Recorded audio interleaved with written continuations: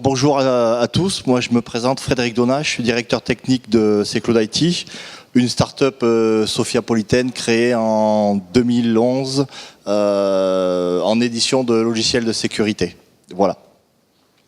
Donc le but c'est que je vous fasse une présentation d'un outil open source pour faire de la recherche de vulnérabilité sur votre infrastructure, ou donc soit les serveurs, les applications web, les OS, toute cette partie-là.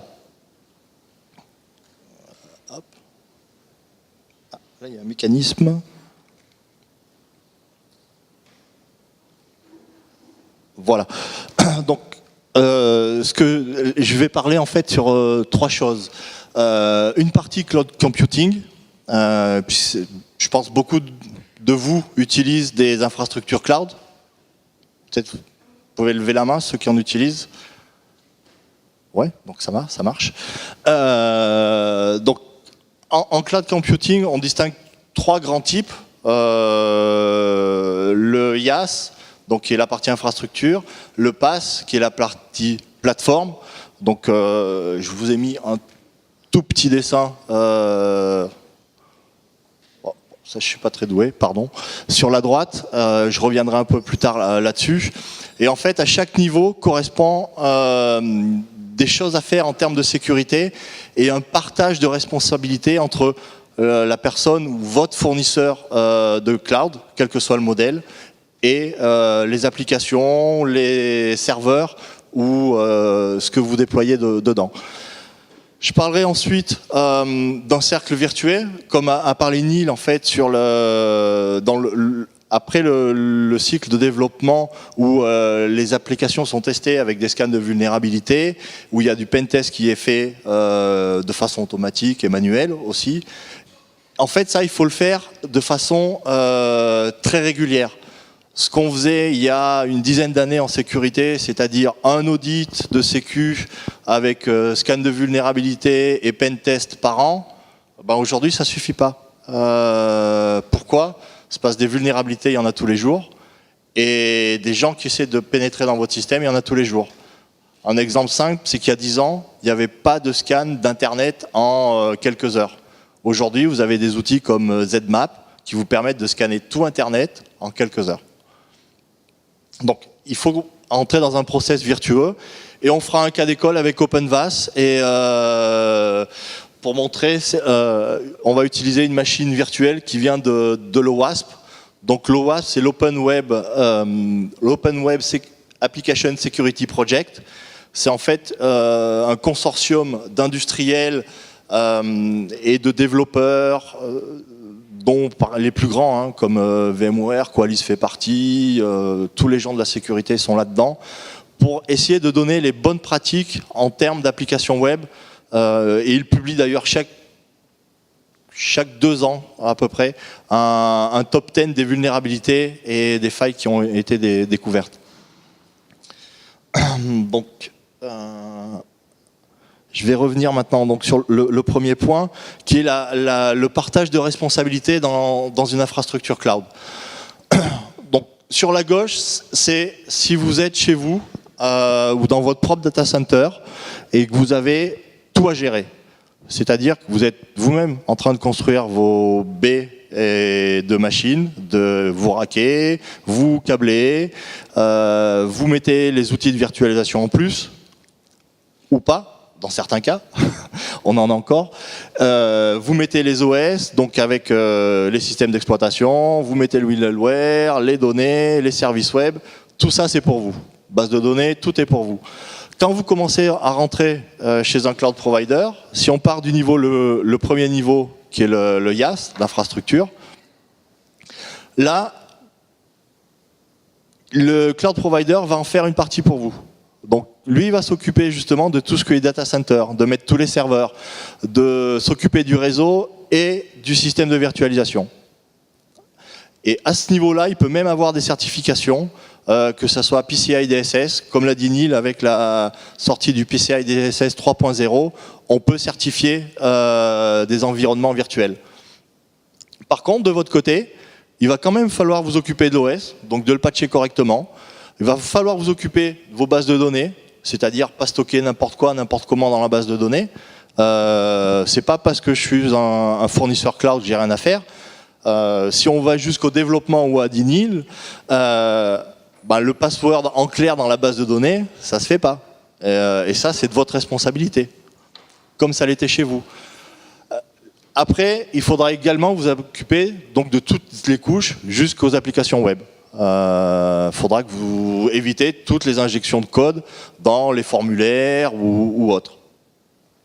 Si on est au niveau maintenant plateforme as a service, là, on n'a plus qu'à s'occuper de la partie données et de la partie application web.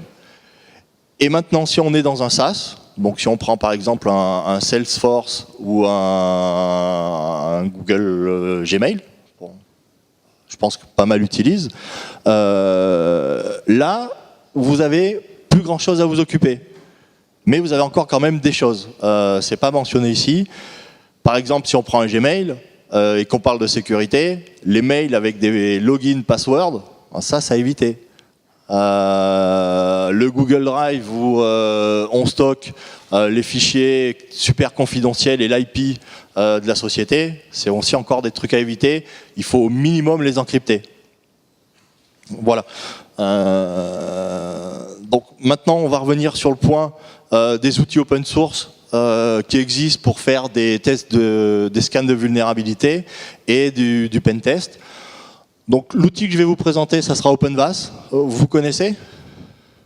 Certains d'entre vous connaissent OpenVAS? D'autres outils? Open source? Non? Bon. Donc c'est un des plus connus, qui est open source, qui a une grosse communauté derrière, avec des vulnérabilités qui sont mises à jour pratiquement tous les jours, hein, un feed de vulnérabilité qui est mis à jour tout le temps. La deuxième chose qu'on peut faire ensuite, une fois qu'on a scanné en termes de vulnérabilité, c'est-à-dire là, c'est identifier en gros une faille sur le système. Bon, l'identifier, ça va pas suffire. Et il faut quand même voir si on peut rentrer dedans. Donc là, il existe des outils open source et des gens comme des chercheurs à SAP qui font ces choses-là. Là, vous avez bien sûr Kali Linux, qui est une distribution Linux qui fait suite à Backtrack et qui a un bon nombre d'outils open source. Donc on peut noter Exploit Database, Metasploit et des choses comme ça. Ce qui va se passer une fois que vous avez fait tout ça, parce qu'on ne s'arrête pas là, c'est qu'il va falloir, en général, la première chose, c'est mettre à jour vos systèmes. Parce qu'on va toujours découvrir des machines qui ne sont pas patchées ou qui manquent une version de patch, soit sur l'applicatif qu'on a déployé. Par exemple, quand on déploie les applicatifs, souvent on embarque le Java, la version du GRE, etc. On n'enlève pas l'ancienne. Tout ça, il va falloir le mettre à jour. Et la deuxième chose à faire, et notamment ça concerne souvent les parties web, c'est s'occuper de la remédiation. C'est-à-dire quand vous avez identifié les vulnérabilités, vous allez en avoir à peu près à tous les niveaux en fait. Au niveau réseau, donc il faut faire attention au firewall, qui n'est pas un truc qui soit ouvert, qui ne devrait pas. Vous allez en avoir au niveau configuration de vos serveurs web, typiquement un PHP-MyAdmin qui n'est pas filtré et qui est sur le port 80, donc où les passwords circulent en clair sur Internet, dans votre réseau, à peu près partout. Et si on va plus loin, la version du PHP-MyAdmin ne va pas être bonne. Si on vient sur vos applications web, comme disait Neil, ils sont obligés de faire des tests parce que entre le design, le code, etc., il reste toujours à la fin une partie de remédiation où on a loupé soit une injection SQL, soit on a une URL avec un object ID, on peut le changer et du coup, hop, on récupère les ressources de quelqu'un d'autre. Ça, c'est des erreurs qui arrivent assez fréquemment. Même si avec les process, ça va de mieux en mieux. Donc, je vous propose maintenant d'enfoncer un peu le clou sur ces choses comme ça et de vous expliquer pourquoi ça, il faut le faire de façon continue. C'est-à-dire, quand je dis de façon continue, l'idéal, ça serait une fois par jour. Des vulnérabilités, il y en a tous les jours. Quelques-uns de vous suivent certainement Bugtrack ou Full Disclosure. Bon, ben donc vous savez qu'il y en a tous les jours. Encore aujourd'hui, Centréon, ou c'était hier, je ne me rappelle pas. Donc voilà. Ce qui se passe si vous faites un audit classique, je dirais même dans le meilleur des cas de nos jours, c'est une fois tous les 3 mois. Ben en fait, vous avez des vulnérabilités tous les jours. Donc vous passez, une fois que vous avez fait votre premier audit, très bien, vous commencez à la remédiation, qui prend en général un certain temps. Pendant ce temps-là, votre système il est toujours vulnérable. Et en plus, il y a des nouvelles attaques. Si vous le faites de façon continue, donc allez, on va rester raisonnable, on va le faire toutes les semaines, ça c'est possible, ben, vous avez, je dirais, à la limite, un delta d'1 semaine. Et le deuxième corollaire de ça, c'est que quand vous le faites tous les 3 mois, vous vous trouvez avec une liste de 50 vulnérabilités. Quand vous le faites de façon régulière, ben vous en avez beaucoup moins. Vous avez quoi? Les vulnérabilités sur une semaine, donc on va dire une dizaine qui vous concernent peut-être. Et donc ça, la remédiation se fait rapidement. C'est la même chose qu'en fait quand on est dans un process de développement. Et quand on fait de l'intégration continue. Quand on a les tests qui tournent tous les soirs, et ben l'application la développe beaucoup plus facilement. C'est exactement la même chose en termes de sécurité. Et c'est ce qui est d'ailleurs préconisé par tout ce qui est organisme de sécurité, notamment le Cloud Security Alliance. Je ne sais pas si parmi d'entre il y en a qui connaissent. Bon. En fait, c'est encore une fois un regroupement d'industriels, de professionnels de la sécurité qui ont essayé de donner les bonnes pratiques pour la sécurité dans les infrastructures cloud. Donc en partant de la gouvernance, en partant des données, ils ont essayé de couvrir vraiment tous les sujets pour vous donner les bonnes pratiques. Et à la fois, ces gens-là fournissent des outils comme la Cloud Control Matrix, qui est en fait une matrice qui regroupe les vulnérabilités qu'on peut trouver, ou les préconisations plutôt, qu'on peut trouver dans le PCI DSS, dans des normes comme IPA, dans SOC, etc. Et où chaque fournisseur cloud peut soit faire lui-même son propre assessment, ses propres tests et remplir cette feuille pour vous prouver que lui fait les bonnes pratiques, ou soit il peut se faire auditer par des auditeurs tierces. Le cas d'utilisation que je vais vous faire, c'est donc sur une machine OWASP faite pour, donc avec plein de vulnérabilités. On va faire tout simplement un scan avec l'outil OpenVAS. Et vous avez ici une vulnérabilité sur un WordPress. Il y en a ici qui utilisent des WordPress ou qui ont des WordPress? Voilà. Donc WordPress, encore 4 vulnérabilités cette semaine. Et notamment les plugins, c'est surtout ça qui fait mal. Donc au passage, je me permets un conseil, quand vous mettez des plugins WordPress, vérifiez toujours les versions. Ne vous mettez pas des versions qui sont, je dirais, instables ou en version mineure. Mettez toujours des versions majeures qui ont été au moins éprouvées un bon petit moment avec. Et utilisez des modules de sécurité. Il existe un WP Security qui permet de pallier à pas mal de failles WordPress, d'automatiquement bannir des utilisateurs qui viendraient essayer de soit scanner votre site, soit de faire des attaques par déni de service. Et ça se fait et on n'a rien à faire derrière. On est juste prévenu qu'il y a eu quelqu'un qui vous a attaqué. Hop.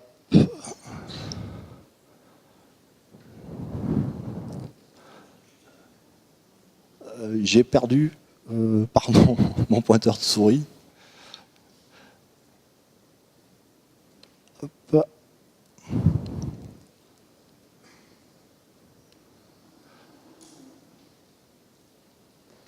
Est-ce que ça a switché?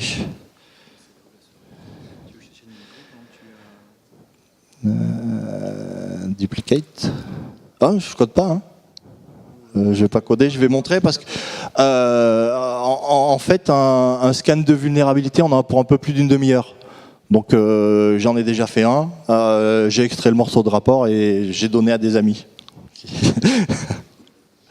Donc ça, c'est le WASP, que je vous invite tous à aller au moins faire un tour pour voir ce qui s'y passe. Il y a tout ce que vous voulez sur les applications web et la sécurité des applications web. Vous avez le top 10 qui vous dit quelle vulnérabilité, que ce soit de l'authentification, du SQL injection, du cross-site scripting, etc. Comment on audite ces applications. Ils ont aussi énormément de guides qui permettent d'auditer et de voir on va dire, les erreurs à éviter. Je vous parlais tout à l'heure du Cloud Security Alliance. Donc, je vous encourage aussi, dès que vous avez une plateforme cloud ou que vous utilisez du cloud, à aller y faire un tour, aller voir vos fournisseurs, quel niveau de sécurité ils ont mis, comment ils ont rempli la Cloud Control Matrix, qui vous donnera un bon aperçu de ce qu'ils font. Alors, vous m'excuserez juste cette partie sur Amazon Web Services, mais vous voyez le nombre de certifications qu'ils ont. Je ne suis pas sûr que dans les infrastructures qui sont on-premise, tout le monde passe ce nombre de certifications, que ce soit pour ses propres serveurs, avec son réseau et ses systèmes de virtualisation. Voilà. Ceci étant dit, hop. Donc ça, c'est la machine virtuelle de l'OWASP que j'ai récupérée. Donc normalement, c'est plein de failles de sécurité. C'est quelque chose qu'on va vérifier. Hop.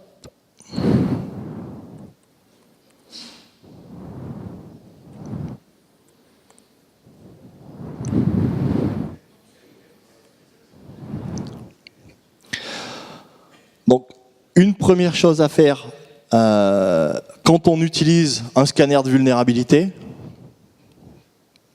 c'est de vérifier qu'on est à jour en termes de ce qu'on appelle le feed, c'est-à-dire la liste des vulnérabilités connues qu'on a dans notre scanner. Si je fais tourner un scanner tous les jours, mais que la liste des vulnérabilités, c'est celle de 2012, bon, je vais encore trouver peut-être des vulnérabilités de 2012, mais normalement, elles devraient être corrigées. La deuxième chose à faire, c'est de regarder sa configuration. Donc là, j'en ai une pour vous.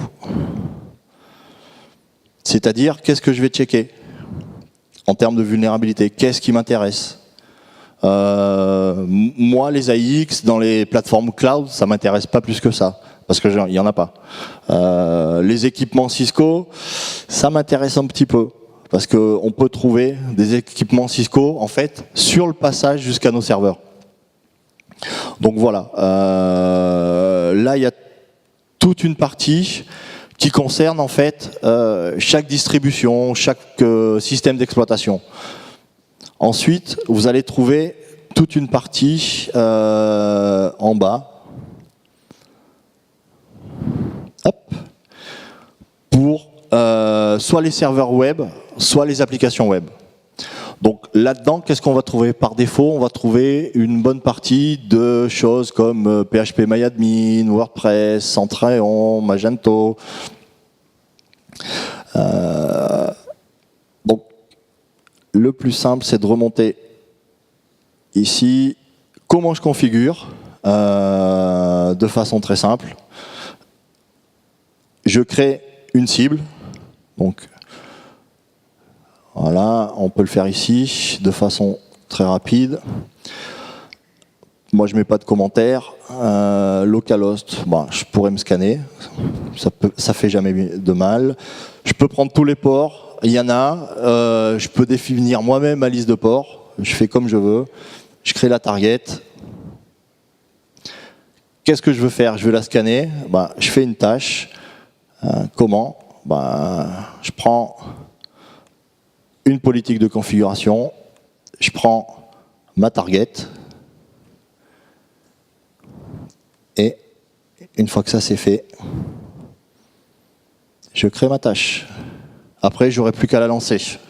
Elle est juste là et je clique là et elle part. Donc, c'est un outil qui est très facile, qui fait énormément de travail en termes de scan de vulnérabilité, que vous pouvez vous-même mettre à jour. Il y a une interface de programmation. Donc, ce qui veut dire qu'on peut commencer à automatiser des tests. Et pour vous donner un exemple de rapport sur la machine OWASP, qu'on a scanné, 32 vulnérabilités critiques. Donc là, ça veut dire qu'on a quand même le choix quand on veut exploiter. Et sachez bien que les attaquants, les pirates, ça c'est la première chose qu'ils font. Première chose, c'est de scanner, voir la personne, comment elle est et ce qu'il y a dedans. Hop, pardon. Donc voilà, on avait une partie pour Checkpoint. On a des vulnérabilités sur Apache, parce qu'on a une vieille version. Hop, et on a WordPress Multiple Vulnerability. Alors WordPress, il y en a pas mal. Et il y en a une qui est plutôt sympa, qui est ici. Et si je dis pas de bêtises, qui sera exploitée un petit peu plus tard. Voilà.